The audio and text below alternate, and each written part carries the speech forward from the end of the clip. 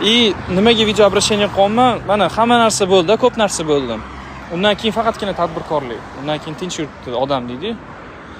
Yana qanaqadir video tarqagan, kimdir qanaqadir video qo'ygan, nimadir yana o'zbelas. Meni yana chaqirishdi. Ertaga xudo xolisa, mana ertaga emas, mana hozir soat 5 bo'lgan bo'lsa, 4 soatdan keyin yana men boraman. Toshkent shaharga ega. Meni aybim yo'q, shuning uchungina men bemalol boraman. Ertaga borib, ertaga masalan soat 9 da borib tushuntirib beradigan narsani tushuntirib yana qaytaman. Просто я не понимаю. Понятно же, что eski video. Da o'zbelas, da qo'yilgan. No eski video-ku. Men javobgarligi tortilib bo'lgan bo'lsam hamma narsaga. Men nima demoqchiman bu videoda? To'g'risi, itak muammo ko'p-da. Hozir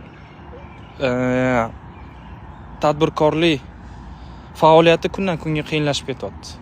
Mana shahar kodi, bunisi keladi, buning noto'g'ri deydi, bunisi kelib, buning to'g'rilab qo'y deydi. Itak faoliyat oson bo'lmayapti. Iltimos, tadbirkorlar faoliyatini undan ham qiyinlashtirmaylik. Chet elga kelib, chet elda biznes qilmaylik. O'zimizni O'zbekistonimizni rivojlantiraylik, iltimos.